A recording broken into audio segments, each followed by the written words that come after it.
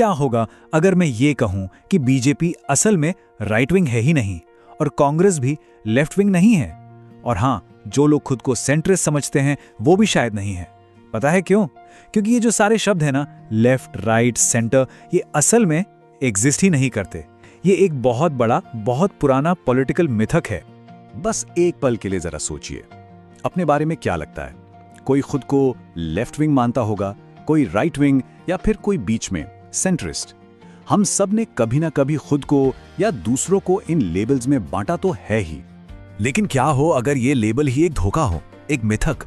क्या हो अगर ये शब्द पॉलिटिकल लीडर्स ने हमें कंट्रोल करने के लिए बनाए हो, हमें अलग अलग ग्रुप्स या कह लीजिए ट्राइब्स में बांटकर हमारी सोचने की आजादी छीनने के लिए? चलिए आज इसी को डिकोड करते हैं। सोच कर देखिए, ये पॉलिटिकल लेवल कुछ कुछ ज्योतिष की तरह हैं। जैसे ज्योतिष किसी की राशि के आधार पर करोड़ों लोगों के कॉम्प्लेक्स बिहेवियर को एक छोटे से खांचे में फिट करने की कोशिश करता है, ठीक वैसे ही ये लेबल भी इंसानी सोच को कुछ सिंपल से बक्सों में बंद करना चाहते हैं। और मजे की बात यह है कि दोनों ही मामलों में ये कोशिश पूरी तरह से नाकाम रहती है। तो सवाल ये है कि ये इतने पावरफुल शब्द आखिर आए कहां से? ज्यादातर लोगों को तो पता ही नहीं है कि इनकी शुरुआत एक बहुत ही मामूली और सच कहें तो एक एक्सीडेंटल घटना से हुई थी। तो ये सब शुरू हुआ 1789 में फ्रांसीसी क्रांति के दौरान। उस वक्त जो नेता राजा और राजशाही को सपोर्ट करते थे वो राजा के दाहिने यानी राइट साइड बैठते थे, और जो लोग राजशाही को खत्म करके एक डेमोक्रेटिक रिपब्लिक चाहते थे वो राजा के बाई यानी लेफ्ट साइड बैठते थे। बस इतना ही। उस समय लेफ्ट और राइट का मतलब सिर्फ बैठने की जगह थी, इससे ज्यादा कुछ भी नहीं। लेकिन फिर इन शब्दों ने पूरी दुनिया की यात्रा की, और जैसे जैसे ये विचार फैले, ये हर देश की लोकल समस्याओं और कल्चर के हिसाब से अपना मतलब बदलते चले गए। और यहीं से सारी कहानी उलझनी शुरू हो गई। अमेरिका में लेफ्ट का मतलब हो गया गुलामी का विरोध करना। भारत में लेफ्ट का मतलब बन गया जातिगत भेदभाव का विरोध। फेमिनिज्म के सपोर्टर लेफ्ट कहलाए और विरोधी राइट। और फिर इसमें इकोनॉमिक्स की बहस भी जुड़ गई। कम्युनिज्म को लेफ्ट से और कैपिटलिज्म को राइट से जोड़ दिया गया। अब ये शब्द एक दूसरे से बिल्कुल अलग विचारों की एक खिचड़ी बन चुके थे। तो पॉइंट ये है कि आज की दुनिया में कोई भी इंसान या पॉलिटिकल लीडर इन पुराने और कंफ्यूजिंग लेबल्स में पूरी तरह से फिट नहीं बैठता। असलियत तो ये है कि हम सब मिक्स्ड आइडियोलॉजी वाले लोग हैं। जरा सोचिए, क्या एक मजबूत धार्मिक पहचान वाला इंसान फेमिनिस्ट नहीं हो सकता? बिल्कुल हो सकता है। क्या एक कम्युनिस्ट अपने धर्म और संस्कृति से गहरा प्यार नहीं कर सकता? क्यों नहीं कर सकता? और क्या एक कैपिटलिस्ट नास्तिक या सेक्युलर नहीं हो सकता? ये सब पॉसिबल है। हम सब इन आइडियोलॉजीज का एक मिक्सअप है। अपने नेताओं को ही देख लीजिए। प्रधानमंत्री नरेंद्र मोदी को अक्सर राइट विंग कहा जाता है। उन्होंने कई सरकारी कंपनियों का प्राइवेटाइजेशन किया, जो एक क्लासिक राइट विंग पॉलिसी है।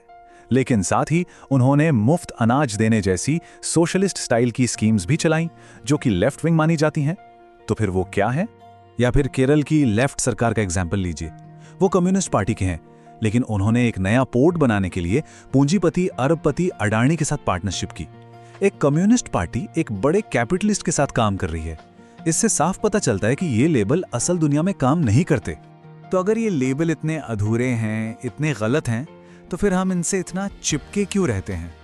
इसका जवाब हमारे इंसानी स्वभाव में छिपा है, जिसे कहते हैं ट्राइबलिज्म या कबीलावाद। इसको समझने का सबसे अच्छा तरीका है क्रिकेट फैंस को देखना। सोचिए, जैसे कोई आरसीबी का फैन है या सीएसके का।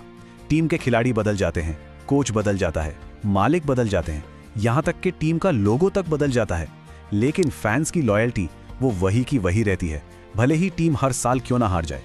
पॉलिटिकल लॉयल्टी भी कुछ ऐसी ही है। ये एक टीम के लिए एक अंधी वफादारी है, जो अक्सर हमारी लॉजिकल सोच पर भारी पड़ जाती है।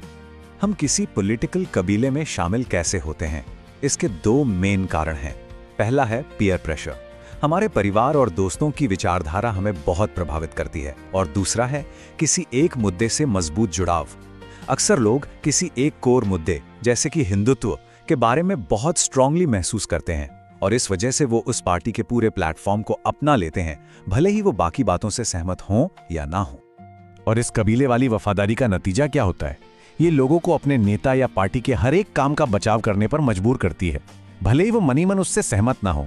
ये एक ड्यूटी बन जाती है और अपनी खुद की रिसर्च और क्रिटिकल सोच बंद हो जाती है। तो क्या कोई बेहतर तरीका है क्या हम इस लेबलिंग के जाल से बाहर निकल सकते हैं? बिल्कुल निकल सकते हैं, और इसका समाधान पॉलिटिकल चर्चाओं में एक नया नजरिया अपनाने में है। एक जगह बहुत अच्छी बात कही गई है, आप लोगों को क्लासिफाई नहीं कर सकते और आपको करना भी नहीं चाहिए। यही तो असल पॉइंट है। ये मानसिकता ही बदलाव की चाबी है। तो हम कर क्या सकते हैं?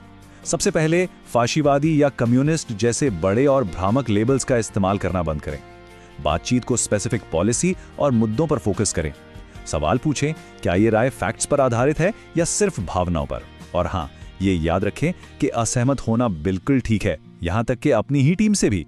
और सबसे जरूरी बात ये समझने की है कि विचारधाराओं को हाँ या ना के बाइनरी में ना देखें। उन्हें एक नंबर लाइन की तरह देखें, एक स्पेक्ट्रम की तरह, जहां अलग अलग मुद्दों पर लोगों के विचार अलग अलग इंटेंसिटी के हो सकते हैं। कोई किसी मुद्दे पर थोड़ा कंजर्वेटिव हो सकता है और कोई उसी मुद्दे पर बहुत ज्यादा। ये एक स्पेक्ट्रम है, दो अलग अलग बक्से नहीं।